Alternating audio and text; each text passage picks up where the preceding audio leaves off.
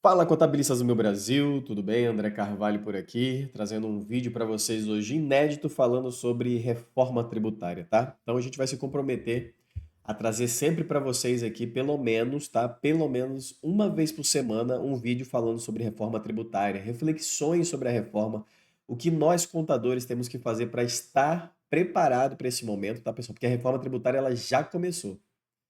A reforma tributária, ela já começou. Tem gente aí achando que é só em 2026 e não é, tá? Porque a gente precisa fazer uma preparação, a gente precisa fazer uma integração desse cliente junto à reforma tributária. Como que vai ser feito esses cálculos? Como é que vai, como que eu vou comprar do meu fornecedor? Como é que a empresa do Simples vai se comportar nesse momento? Então a gente vai trazer algumas reflexões hoje aqui, tá? O programa vai se chamar Reforma Tributária em Foco. Então hoje é a aula número um aí, é o encontro número um que a gente vai ter aqui pelo menos uma vez por semana. E eu quero que você compartilhe isso com o máximo de pessoas que você puder, porque a gente vai trazer aqui grandes matérias, grandes reflexões que vai servir como estudo para você aplicar no seu dia a dia. Então, aqui André Carvalho, seu contador, se compromete toda semana a trazer uma aula nova falando sobre a reforma tributária, sobre coisas importantes. Então, como eu disse para vocês, a reforma tributária já começou e você precisa ficar atento a isso, precisa ficar atento a essas questões para que você não fique para trás com todas as informações que estão surgindo. São informações muito importantes que podem ser um divisor de águas aí para o teu cliente e pode ser aí, como muitas pessoas estão dizendo, a revolução tributária no Brasil, né? Então, você que não participou da mudança ali, da criação do SPED, né, dessa migração do analógico para o digital, você que não participou depois aí dessa questão do e-social, você que não vem participando do incremento da tecnologia na contabilidade, você precisa ficar muito atento, porque nós estamos iniciando uma nova era na contabilidade e você precisa ficar a par dessas situações, tá? Então, você que já conhece o nosso trabalho, já chega curtindo, já chega comentando, compartilhando. Você que não conhece ainda, dá uma olhada nos vídeos aí, são mais de 400 vídeos, mais de 35 mil horas de conteúdo aqui no YouTube. Então dá uma olhada, se algum vídeo fizer sentido para você, você volta aqui, deixa o like, se inscreve, porque a sua participação é muito importante pra gente, tá bom? Então é isso, logo depois da vinheta, vamos lá para o nosso vídeo de hoje. Um abraço e vamos para cima.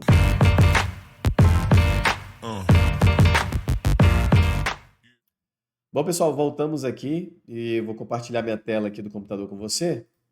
E hoje nós vamos falar sobre essa questão da reflexões, tá? Reflexões da reforma tributária, tá? E a gente vai fazer uma primeira provocação, né? O Simples Nacional hoje, ele é um céu de brigadeiro? O Simples Nacional hoje, ele é essa maravilha toda que as pessoas vendem, né? Como é que vai ficar o Simples Nacional, né? Depois aí, com a entrada da reforma tributária? O Simples Nacional vai ser um inferno ou o Simples Nacional vai ser um céu de brigadeiro como as pessoas imaginam que é hoje, né? O Simples Nacional, me coloca aqui nos comentários, né? O Simples Nacional para você hoje, ele é um céu de brigadeiro, é uma mil maravilhas, é muito fácil trabalhar com Simples? Comenta aqui que eu quero entender se você tem a mesma ideia que a gente tem, né? Então, para vocês terem uma ideia, você que ainda não conhece o Simples Nacional, não sabe nem o que que é, tá chegando agora, tá caindo de paraquedas aqui e quer entender um pouco mais o que que é o Simples Nacional, então, no artigo 179 da Constituição Federal aqui, ó, entes estatais dispensarão as MEs e as EPPs de tratamento jurídico diferenciado, simplificando suas obrigações administrativas, tributárias, previdenciárias e credicícias, né? Então, o Simples Nacional ele já está na Constituição de 88, mas ele só foi mesmo criado ali, né, que foi o Super Simples a partir de 96 com a Lei 9.317, que incluiu os tributos federais ali, IRPJ, CSLL, PIS, COFINS, CPP, né, dispensando as empresas do pagamento do sistema, né, sobre alguns estados, e alguns estados criaram um regime próprio de ICMS, tá? Então depois a gente veio ali a Lei 9.841 de 99, com a criação do Estatuto das MEs e EPPs, né? Foi uma carta de intenções que teve ali pouca ação efetiva e não tratou da parte tributária. Então aqui ainda era uma coisa embrionária, né? Que foi a questão do super simples, né? Quem aí lembra, né? Quem é mais antigo aí, não vou falar velho, né? Quem é mais antigo lembra do super simples, que era uma guia DARF que você gerava ali dos impostos, né? De todos os impostos embutidos. E depois veio a lei que a gente conhece, que é a 123 de 2006, que criou o Simples Nacional. Por que eu estou falando desse contexto geral aqui, tá, pessoal? Porque é importante você saber qual a origem do Simples Nacional, para que você saiba depois e refletir e pensar, falar, caramba, passou por todo esse processo e agora nós temos uma nova mudança com a reforma tributária, né? Então você precisa entender essas questões. Então lá em 2006, pessoal, unificou o estatuto, né, da MEPP com a lei tributária, incluiu ISS e ICMS no pagamento unificado. Até então eles não estavam no pagamento unificado, só estavam esses tributos aqui, né? E depois houve o pagamento, pagava-se por fora.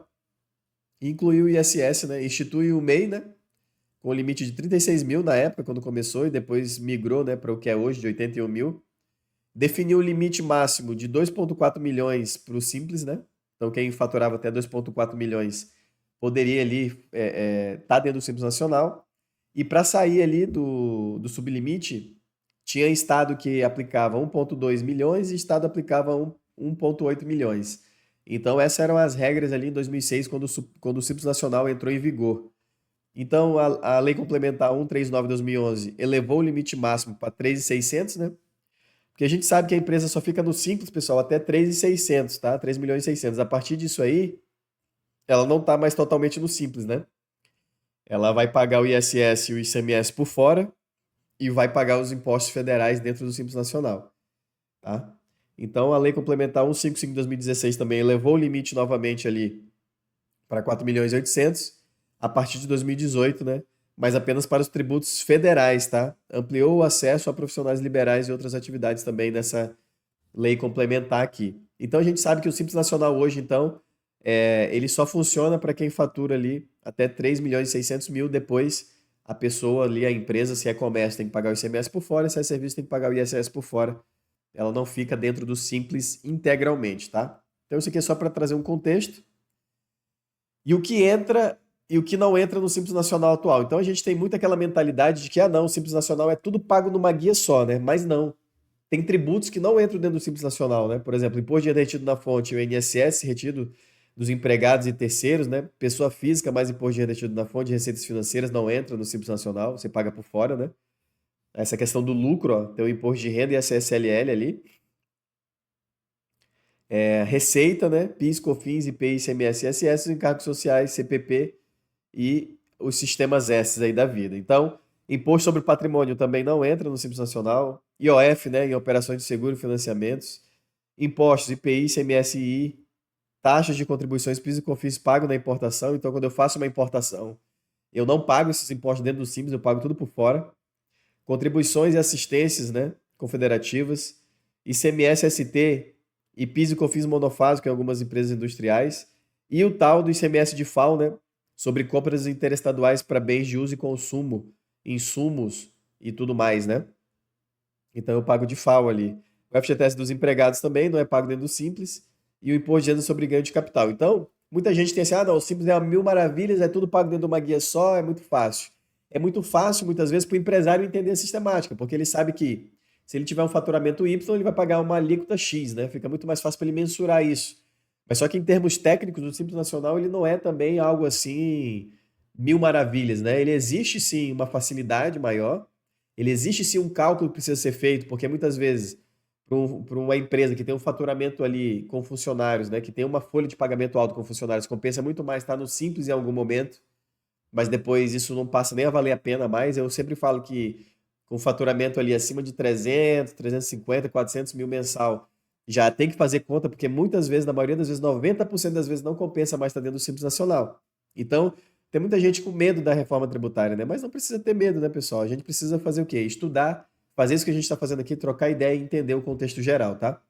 Tratamento dos produtos sem tributação no modelo atual, ó. Devem ser excluídos da base de cálculo do Simples a parcela referente a cada tributo. Então, isso aqui não é novo também, isso aqui eu estou só dando uma pincelada para a gente entender como é que é hoje, né? Revenda de produtos, ó, com ICMS-ST cobrado na nota fiscal de compra. Então, isso aqui, ele sai, né, da base de cálculo do Simples, né? Eu não posso, quando eu vou fazer o cálculo, eu não posso colocar lá o ICMS-ST que foi pago na entrada dentro do Simples novamente, porque quando eu vendo esse produto, ele já está pago o imposto até o consumidor final. Mas aí eu pergunto para vocês, contadores aí, né, aquele mercadinho, tem sempre aquele mercadinho de bairro, né? Todos os mercadinhos de bairros fazem essa segregação certinho? Ah, eu comprei um produto com ICMS-ST, jogo no meu sistema com o CEFOP certo, com o CST certo, com o SEST. Eu pergunto para vocês, todo mundo faz isso? É uma pergunta que fica. Revenda de produtos PIS e COFINS monofásico, né? Se você compra lá das indústrias, lá, produtos que são PIS e COFINS monofásicos, isso a gente vê muito na área de saúde, ali, farmácias e tudo mais, né? Produtos farmacêuticos. Aí eu pergunto novamente, as empresas, as farmácias pequenas fazem essa segregação? Os contadores fazem essa segregação? Fazem essa informação correta dentro do sistema para que venha isso numa base consolidada para que a gente consiga fazer esse cálculo da forma correta? Então, por exemplo, hoje o ICMS-ST e o PIS/COFINS monofásico já não entra mais. Aí na reforma tributária eu faço o adendo aqui, não vai existir mais ICMS-ST. Não vai existir mais PIS e COFINS monofásico. Vai ser tudo crédito de BS-CBS. Não vai ter mais essa questão de ICMS-ST, PIS e COFINS monofásico, essa loucura que é, né? E o venda de livros que tem imunidade de ICMS, né? Ele tem imunidade ali. E venda de produtos da cesta básica também que tem alíquota zero de ICMS. Então, muitas vezes, o empresário, ele tem produtos da cesta básica que ele vende que ele nem aplica alíquota zero de PIS e COFINS. Por quê? Porque ele está dentro do Simples. Então, muitas vezes, a gente precisa fazer conta, porque às vezes tem um produto que no Simples é tributado, mas se você jogar ele lá fora do Simples, para o lucro real, para o regime normal, né, lucro real, lucro presumido, ele acaba não sendo tributado. Então, muitas vezes, o planejamento tributário, ele entra aqui nessa parte. Porque se você pega e faz o planejamento tributário pela o NCM do produto do teu cliente, tu acaba encontrando algumas brechas, muitas vezes. Porque lá no Simples Nacional, como ele é um benefício fiscal que ele dá uma redução de alíquota, vamos dizer assim, tem produtos que ele não aceita pagar alíquota zero. Tu vai ter que recolher o PIS e COFINS, né? Então a gente precisa olhar também aqui essas leis estaduais específicas, né? Então, entram na base de cálculo do Simples, né? Venda de itens, inclusive livros, ó, PIS e COFINS, que tem alíquota zero. Entra na base de cálculo do Simples, é o que eu estava falando para você, né? É o que eu estava falando para você. Muitas vezes, aquele produto tem um benefício, mas se você vende pelo Simples, você perde o benefício dele, ó. Venda de produtos da cesta básica, com alíquota zero de ICMS. Entra na base do Simples também, não tem essa questão de ter redução, tá? Então, só para você ter uma ideia aqui, ó. Uma indústria, né, do Simples vende para uma empresa comercial do lucro real aqui, tá? O que que acontece? Essa empresa do Simples aqui, ela vai estar ali numa alíquota, vamos supor, de 10,7% do Simples Nacional, sendo que desse 10,7%, 1,5% é PIS e COFINS. Quando ela vende aqui para esse cara, que é um supermercado do lucro real, né? E não precisa nem de um supermercado muito grande, às vezes um supermercado aí com 3, 4 filiais, ele já vai para o lucro real, porque a margem dele aqui é muito pequena. Ele recebe de crédito 9,25. Então, olha só a diferença aqui que ele recebe de crédito, tá? E aí eu pergunto, né? Quem que cobra essa diferença, né? Entre o que foi pago aqui, ó, no Simples Nacional e pelo que foi devolvido de crédito aqui para o lucro real. Que é uma coisa também que vai acabar na reforma tributária. Na reforma tributária, ele só vai receber de crédito o que esse cara aqui, ó, o que esse cara aqui pagar.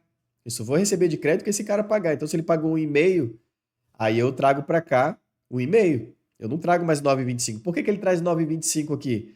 Porque é 1,65 de PIS mais 7,60 de COFINS.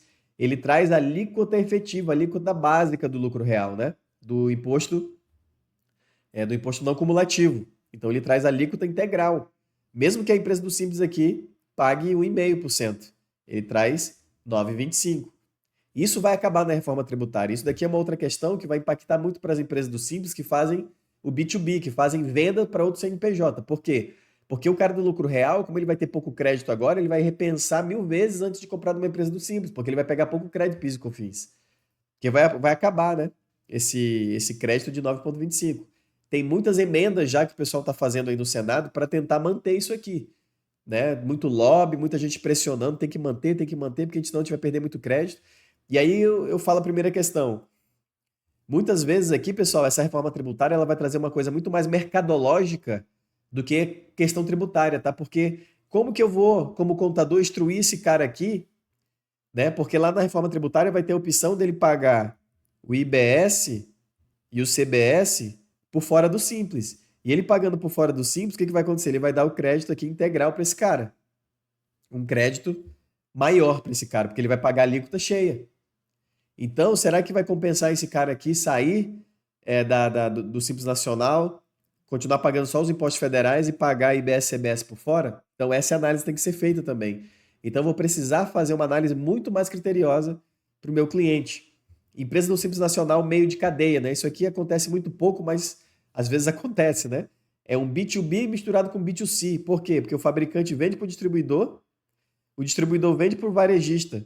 Mas só que esse distribuidor aqui no meio de cadeia, ó, ele é do Simples Nacional.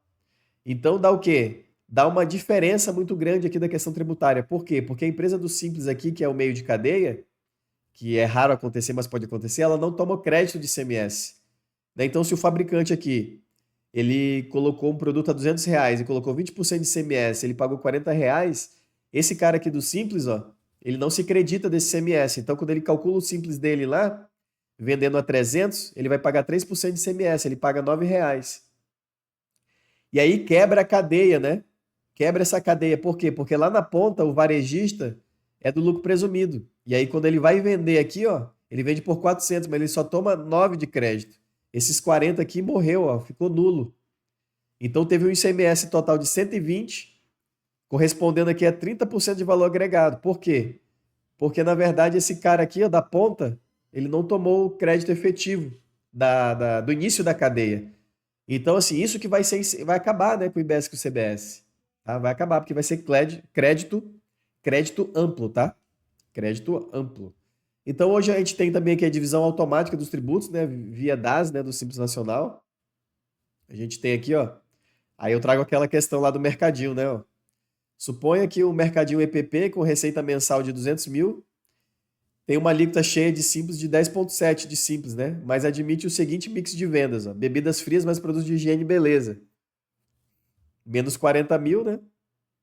Aqui, ó. 40 mil vezes 10,7 vezes 51% vai pagar aqui 2.183.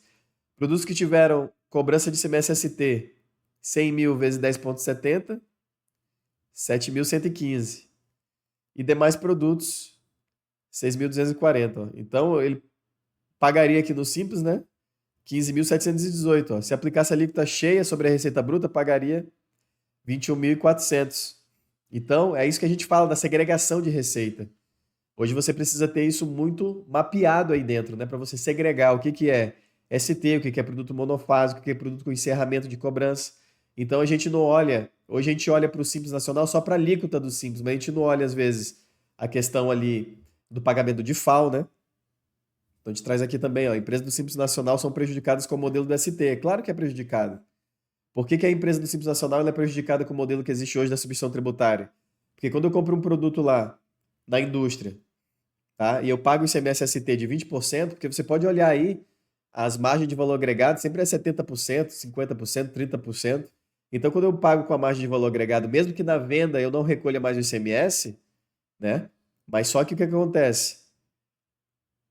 Eu pago 20% aqui, antecipadamente, como se ele já imaginasse o meu lucro, mas só que a minha alíquota do Simples ela é muito menor. Então, o ICMS-ST para o Simples Nacional, ele é uma bomba, né, para o Simples Nacional, o ICMS-ST, que é uma coisa que vai acabar também. Porque aí, se eu fosse pagar lá no Simples Nacional, eu pagaria aí, se eu fosse colocar 50%, 100% ali de margem, eu pagaria 9,60, no máximo 12,80. E aqui no ICMS-ST eu estou pagando 20, ó, né? Então ainda teria ainda um valor a menor ali. E o que que vai acontecer, pessoal, com as empresas do Simples com a reforma tributária, né? Permanecer pagando todos os tributos integrais do Simples, normal, né? Ela pode fazer esse pagamento ainda por dentro do Simples Nacional, isso vai ser optativo. Eu posso pagar lá o imposto de renda, CSLL, CPP, CBS e IBS, não tem problema. Ou eu posso pagar os tributos integrados, né? Dentro do Simples Nacional ou separadamente. Eu posso fazer essa separação também, pagar IBS e o CBS por fora, que é o IVA dual que eles chamam, né? Então, ó, em 2027, as micro e pequenas empresas poderão optar por pagar CBS no regime regular, com ICMS e ICMS incluído no Simples, né? Então, nessa transição, a gente vai calcular ainda dentro dos dois regimes, tá? A gente vai calcular ainda com a reforma e sem a reforma. Entre 2029 e 2032, poderá optar pelo pagamento do CBS integral mais IBS parcial, de forma separada, no regime regular, pagamento de ICMS, SS, RPJ, tudo dentro do Simples, tá? E a partir de 2033, tá? A MEPP poderá optar por pagar CBS e IBS de forma plena no regime regular e pagar, né, os restantes dos impostos ali dentro do Simples Nacional, tá? Então, a ME e PP que permanecer no Simples transferirá crédito ao comprador, PJ, pelo valor cobrado por dentro no preço correspondente a IBS e CBS. Isso aqui é uma simulação aqui de alíquota, né? Aí ainda está muito embrionário, mas a gente está, pelas PLs que tem, né? Pelas leis, pelas emendas, por tudo que está sendo, pelas PLPs que estão sendo transitadas no Congresso, a gente imagina esse cenário aqui, tá? Ó. Tá? Um cenário aqui, anexo 1 e anexo 3, por exemplo. O DAS, né? 7,2 sendo 3,5 de IBS-CBS, mais 3,7 aqui, por exemplo, de CPP, IRPJ e CSLL. Então a gente teria aqui, ó. Então a gente vai ter que questionar qual o mix de mercadorias vendidas, em quais alíquotas estariam enquadradas, quanto de IVA dual seria recuperado, quem são os clientes da empresa, são PJs? Eu vendo B2B ou B2C? Em qual alíquota de serviço será tributado, né? Quanto de IVA dual será recuperado? Quem são os clientes das empresas? São PJs ou contribuintes de IBS-CBS? Porque até, pessoal, até o cara vai vir arrumar o ar-condicionado aí do teu escritório, você até, a contabilidade aí, vai poder se creditar do IBS-CBS que ele pagar, entendeu? Então vai ser crédito amplo, né? Vai ser crédito amplo. Não vai existir mais esse negócio, ah, não, isso aqui toma crédito, isso aqui não toma. Vai ser crédito amplo, tá? Não vai ter mais essa segregação. Ah, comprei aqui, paguei energia elétrica, comprei isso, mandei arrumar o ar-condicionado. Então o que que vai acontecer? Vai passar a exigir nota de todo mundo. Então a gente traz umas reflexões finais aqui, tá? Eu peço até desculpa por me alongar um pouco aí, porque é um tema muito longo mesmo, né? Então, ó, o simples ele é ótimo para a maioria dos empresários, né? Por conta da previsibilidade do menor custo de conformidade. Por isso, há uma preocupação da MEPP de que forma não aumentar a burocracia atual no cumprimento das obrigações acessórias. Pense uma EPP tendo que preencher bloco K do SPED, FD e ICMS no formato atual, né? Então, é muito complicado. EPP de segmentos como regime diferenciado, alíquota reduzida, tende a migrar por ação da CBS-BS para o regime regular, né? Se você tem um segmento ali que tem um regime diferenciado, não compensa você ficar no simples. É possível que algumas EPPs sejam separadas em duas ou mais empresas, né? Uma que atenda PJ, que segue o regime regular, CBS e BS, enquanto a uma atende pessoa física vai continuar integralmente no simples. Isso pode acontecer, pode ser uma viabilidade aí, né? Vai ter uma preocupação, né, com o funcionamento e os custos do split payment, né? Qual alíquota informar na emissão da nota fiscal na primeira venda, no dia primeiro do mês lá? Porque tu imagina, né? Se eu vou ter ali que tá tudo segregado, tudo bonitinho ali no split payment, por exemplo, que o cara veio ali, comprou de mim, eu já tenho que estar com essa alíquota afinada dentro do meu sistema, para quando ele fizer o pagamento já ir lá o valor para minha conta, para a conta do cliente da venda, e já ir o valor para a nuvem lá, que é o valor que o governo vai receber. Então essa questão da alíquota do simples ali, ela vai ter que estar muito afinada, muito ajustada, tá? É fundamental que a reforma da renda e da folha de salários corrija as distorções e permita fôlego, principalmente para as MEs e EPPs, né, que tenham folha de pagamento em percentual relevante da receita bruta. O ideal é, aos poucos, com a simplificação do modelo, reduzir bem o percentual das empresas tributadas pelo Simples. Então, a gente sempre vai estar nessa briga, né, para que as empresas do Simples realmente tenham os benefícios que precisam ter, para que elas sejam aquele ingresso do empresário, né, que elas sejam uma porta de entrada do empresário, mas que ele possa depois migrar para outro regime que seja favorável, sem ter medo. Sem que ele, pô, não, eu vou migrar para o lucro real, mas eu vou ter muito mais dor de cabeça, vou ter muito mais custo, muito mais gasto. E não. Que ele possa transitar por outros regimes tributários sem que ele tenha esse medo, tá? Então fica aqui mais uma reflexão para a gente. Sugiro que façamos o bom e o possível e não ficamos buscando eternamente o ótimo, como vem ocorrendo há anos sem sucesso. Então, que nós possamos colocar a mão na massa mesmo, fazer aquilo que tem que ser feito e sempre buscar ali o entendimento, as atualizações, a troca de ideias, o debate, porque isso é que fortalece e faz a gente crescer, tá bom? Então essa foi a primeira aula aí do Reforma Tributária em Foco. Espero que você tenha gostado e a gente vai trazer muito mais matérias aqui, muito mais provocações para que a gente possa ter esse debate amplo e que a gente possa crescer junto cada vez mais, tá bom? Fica com Deus, contador. Um grande abraço e vamos para cima. Tchau, tchau.